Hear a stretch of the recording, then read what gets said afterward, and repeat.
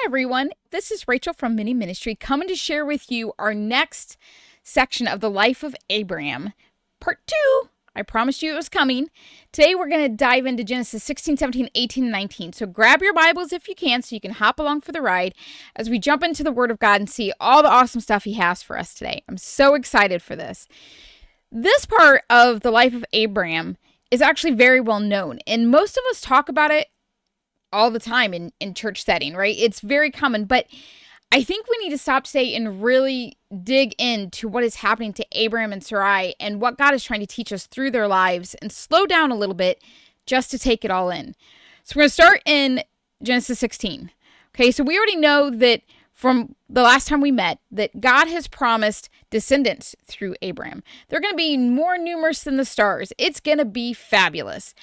But the problem was they had no children. Well, it's kind of hard to have an heir when you have no children. Makes it slightly difficult.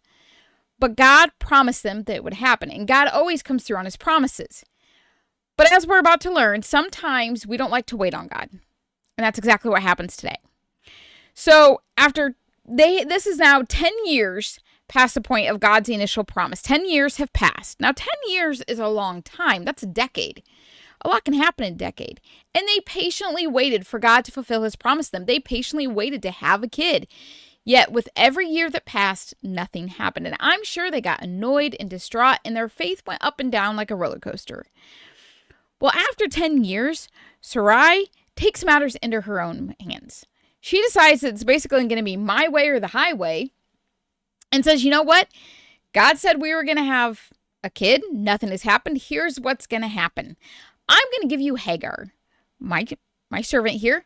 You're going to basically marry her. She's going to become one of your wives, and you're going to have our children through her. Maybe that's what we should do. Now, here's what's interesting to me. It's not recorded that Abraham thought that this was a bad idea by any means. He just he said he obeyed his wife, and he went into Hagar. It seems like when husbands sometimes obey their wives, when it goes against God, it ends badly. I mean, look at Eve, right?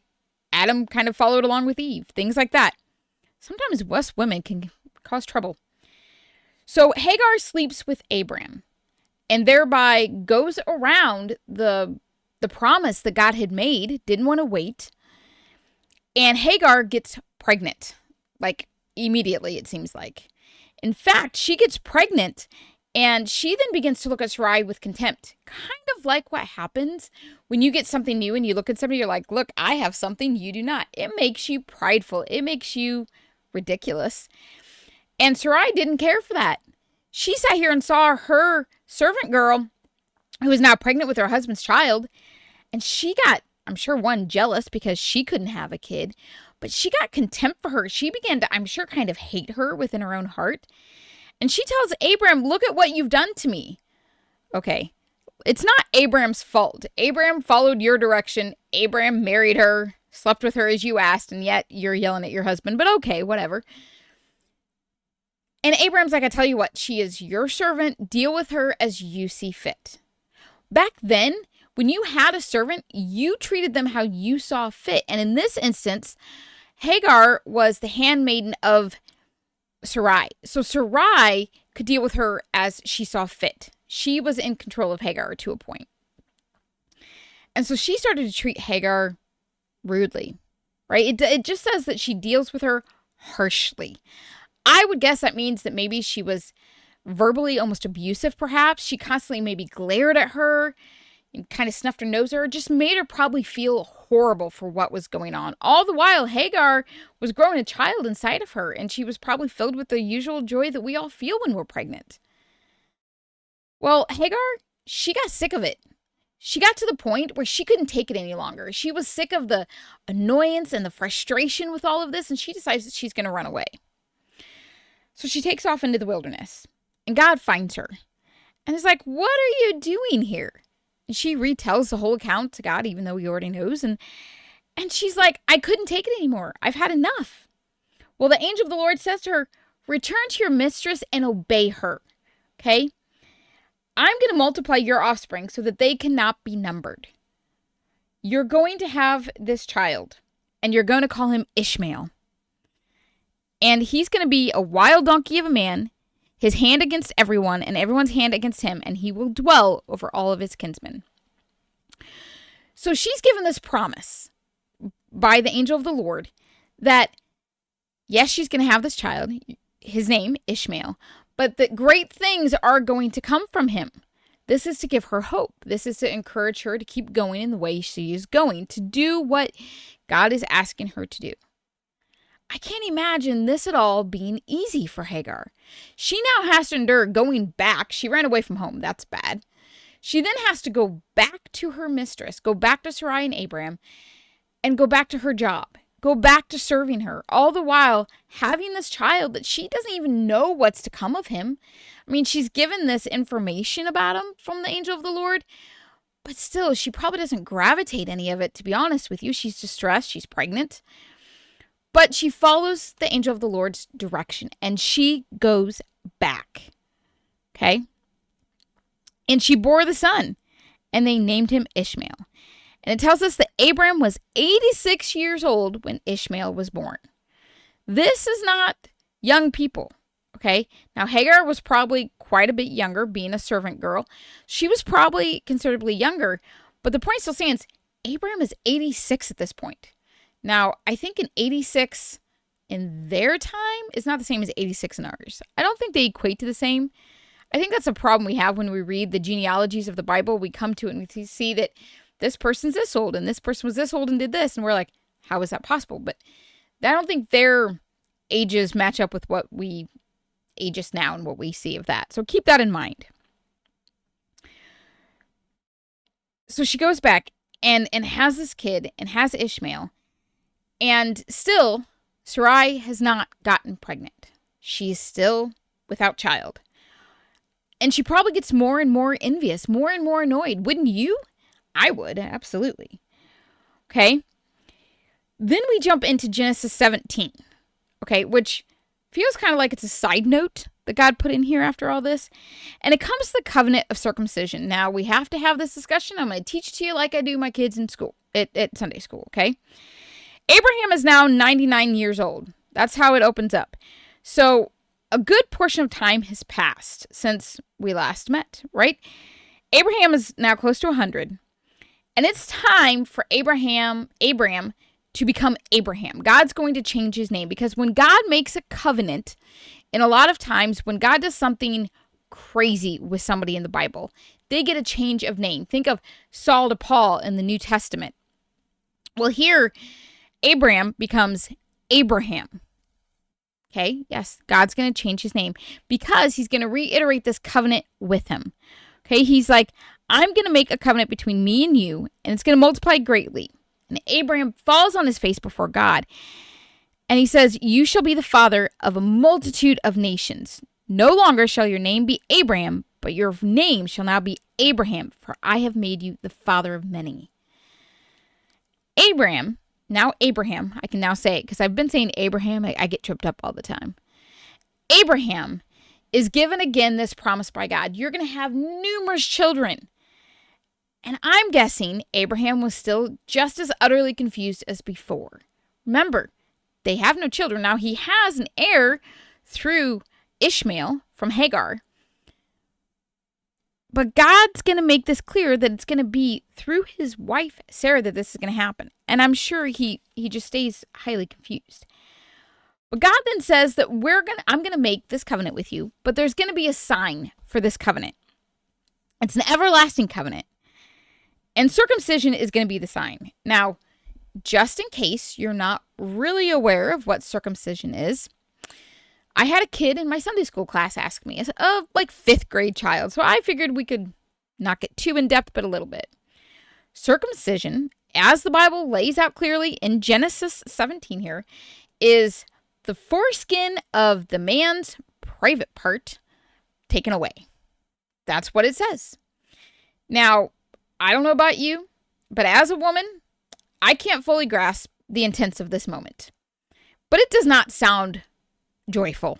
It does not sound good. Nobody likes their private parts being messed with, and I'm sure all men would agree. They don't like their private parts being messed with. Now, he tells them that at 8 days old, every child then is to be circumcised. So God sets us out. God always gives us directions. He doesn't just say, you're going to circumcise people and leave it at that. No, he tells them what it is, how to do it, and when to do it. He always gives us the directions. It's very important to remember through the biblical text. God doesn't leave us hanging, wondering what, when, where, why, how. God gives us the information. We need to make sure we always read it and take heed to that. So at 8 days old, you're to circumcise, and that withholds the covenant that I'm making with you. But here's the thing. Abraham now, is not 8 days old. Neither is Ishmael. Neither are any of the people in his household. But he takes them, and they all get circumcised to withhold to this covenant. Can you imagine being a full-grown man getting circumcised? I think that's terrifying. I mean, if you didn't understand what was happening completely, even if you knew and trusted of God, you're still going out on a limb and, pulling down your underwear and going, okay, let's do this. I don't know. I just find the whole thing a little disconcerting. But God did this to show that they were going to be set apart because nobody else circumcised themselves. It became just a show of the Israelite people. Later, we find out that the circumcision is a display of not just of the covenant that he makes with Abraham, but it's a display of the Israelite people. And that sets them apart. And that's all God's trying to do throughout most of the Old Testament, is set them apart to be holy to him. And this is part of that. Interestingly enough, I found out that at 8 days old is actually the prime time to be circumcised, because medically speaking, that's when your body is able to actually start clotting blood and actually start to send messages that you need healing in certain places and start to take over for that stuff, is at 8 days old. So it should not surprise or shock us that God, long before medical advancement made this aware, God put it in there that at 8 days old, this is when it needs to happen. Just another show of the genius of God right there. You can't tell me there's not a creator and this is not all divinely given, because that right there is just another example of it. And he gets the promise then of a son. Sarai becomes Sarah. Her name also gets changed. Again, because the covenant's been made, something amazing is about to happen. And he tells him, you're going to have a son. You're going to name him Isaac. Okay. Now, this is great, right? And I love what this says here at the end of 17.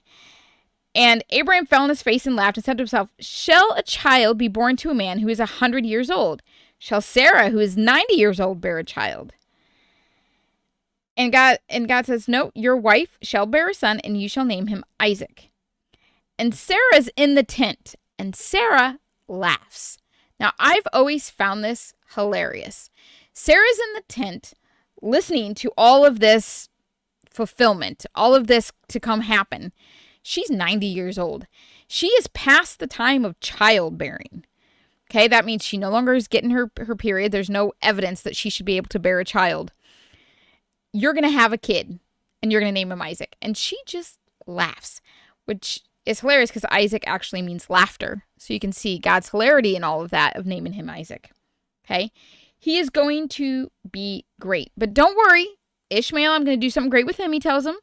I will make him fruitful, multiply. I'll make him into a great nation. But my covenant and my promise lies with Isaac, whom Sarah shall bear to you at this time. 1 year from now, he's saying, you're going to have a son, you're going to name him Isaac, and he is going to be the one to be your heir. He's going to be the one to carry all this forward. And great things are going to come from Isaac and then from the plans that I have for him.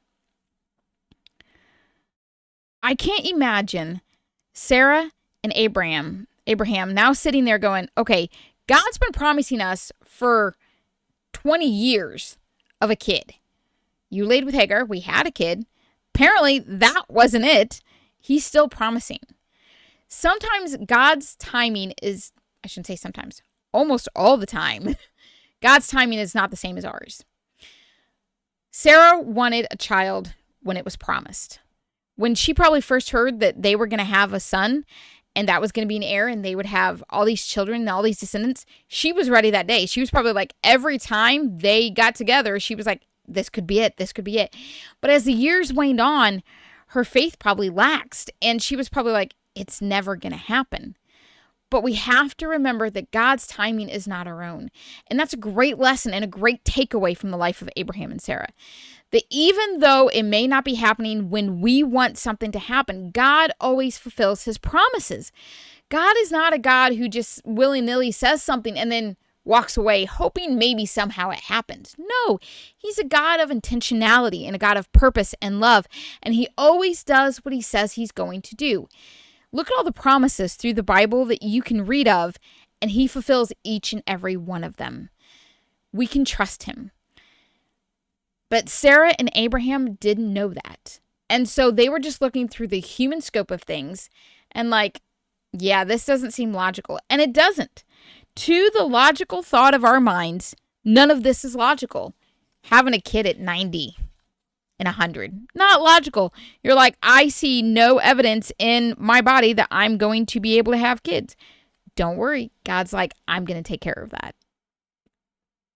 And when you start to realize that God is the God of the impossible, you see it totally differently. Which then takes us into Genesis 18. Okay. Now, Genesis 18 is very interesting. Okay. We get a visit from three men, three angelic beings, so to speak. And Abraham hurries and makes a meal. He runs into Sarah in the tent, goes, hey, make some bread. He goes out, gets a beautiful piece of cattle, meat, lamb, I don't know, something, and he slaughters it and has his man prepare it. It's a calf. Okay. It was tender good, a calf, and he gives it to this young man who prepares it for them quickly. He took curds, cheese, and milk, and the calf he had prepared and set it before them, and they ate under a tree. So he has these men arrive. Now, we don't know much about him. It's in the heat of the day. He just looked up, and behold, there they were. Now, obviously, they maybe held an authoritativeness about them or something holy about them that made Abraham go out and want to serve a meal, want to honor them and respect them. And they're like, where's your wife? He's like, oh, she's in the tent. And again, they said, surely you're going to have a child. By this time next year, you will have a son. And he's like, are you sure? Because I'm old. Sarah's old, right? The way of the woman has ceased to be with Sarah. Sarah laughs. And she goes, am I too old? Shall I still have pleasure? Now remember, she's 90 years old. She's like, can I still even enjoy the act? Is probably kind of what she's thinking. Am I capable of even consummating with my husband at this point? And the Lord's like, why did you laugh? Is anything too hard for the Lord? And this signifies exactly what I was just telling you guys. Nothing is too hard for God. And here, that is exactly what these guys are telling Sarah and Abraham. Nothing is too hard for God. To your human perspective, this doesn't seem possible. But nothing is too hard for God. For goodness, he spoke the world into being. He spoke and things were created. Nothing is too hard for him, for he is the author and creator of all things, including life. Yes, he can do this for you and through you. Absolutely. Okay? She's like, I didn't laugh. And they're like, you did laugh. You did. Don't try to say you didn't do something, because we know. God knows what you do. You can't hide things from him. Okay? But then the men set out and they looked toward Sodom. Now we know, if you know anything of the middle part here of Genesis, we have land, Sodom, and next to it is Gomorrah. These are two very important places. Okay? And God is going to punish Sodom and Gomorrah for their sinful behaviors. In fact, Sodom is where we get our word sodomy from, which, if you know what that means, because there was homosexuality going on, there was rape, there was pagantry, there was all kinds of absolutely horrible things happening here. And God had had enough. And God knew the hearts of the people in Sodom and Gomorrah and knew they were not going to repent, they were not going to turn, and it was time for him to teach them a lesson. God's going to punish them. But Abraham is like, wait a minute. What if there's good people in the town of Sodom and Gomorrah by way of land. Would you really punish the entire town if there were a couple good people? And so he kind of goes through this statement with him back and forth with the Lord. And he goes, say there were, 50. Would you save it if there were 50 righteous? What about if there were only 45, 40, 30, 20, 10? And he goes through it, keep going back and forth, trying to get through to God. What point would you save? And he says, for the sake of 10, I would not destroy it. By that account, saying, all right, I tell you what, listen, Abraham, if there were 10 righteous people in the land, I wouldn't destroy it. And that sounds fair. There was probably a decent amount of people in these lands. But this just goes to show you how severe sin is and how serious God takes sin. Because 10 weren't found. In fact, we're going to jump right into Genesis 19 as we find out how few make it out. Okay? All the while, Abraham's hoping to save these people. Abraham's hoping that some righteous people will be found. He is righteous. So he's like, surely there are some good people in this town. I think we like to think the same thing about ourselves. Surely there are some good people. Sure, good, but to whose standards? Because if it's to human standards, that's different. But to God's standard of good, that's a whole nother discussion. And that's kind of the point. We like to judge people and judge this world based on our own human conception of things. Oh, well, good meaning I've never murdered somebody. I've never stolen a car and did Grand Theft Auto. I've not done X, Y, or Z. We make these statements all the time, but here's the thing. God's standard is perfection. We can't attain it. That's actually how we should be looking through the lens of all of this. Not through our human lens, but through the biblical lens of God and his perfection. That's why Jesus had to die, right? Because we can't attain it. We can't fully atone for our sin because we're just that bad off. But Abraham has hope, as we all do, that there are plenty of good people. Well, then 2 angels come to Sodom in the evening, and Lot's sitting there. And they're like, we'll just stay here in the middle of the city. We'll be fine. And Lot's like, no, come back to my house.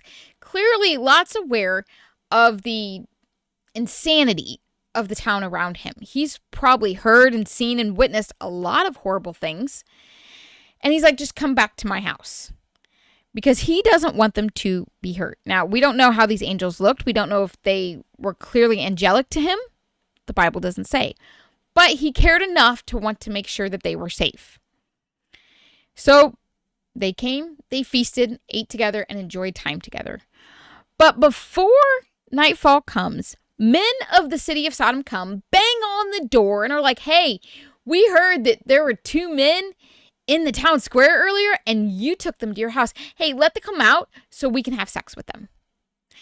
Again, this just shows you the insanity of the sin that had taken over the land of Sodom and had flowed over to Gomorrah. People were doing horrible things. Here you have men. They don't even know who these men are. They're actually angelic beings, but they don't know that. They're just thinking about their own sinful desires and behaviors and wants of the flesh, that they just want to get that. And Lot is like, no, you can't have these men. In fact, he hides them. And he's like, I tell you what, I do though have 2 daughters. I can bring them out to you, and you can do with them as you please. Now, I've always found this a hard pill to swallow. This just goes to show you the insanity of homosexuality. That Lot would rather give up his own daughters and have them potentially be raped and disregarded over them taking these 2 men and having their way with them. Now, it could be because maybe he does know they're angelic beings, perhaps, but he didn't have to offer up his own daughters. But I think he does it because he clearly knows that there is a difference, that having your way with men, that things of homosexual nature goes against God's design. Now, remember, this is before the law is given.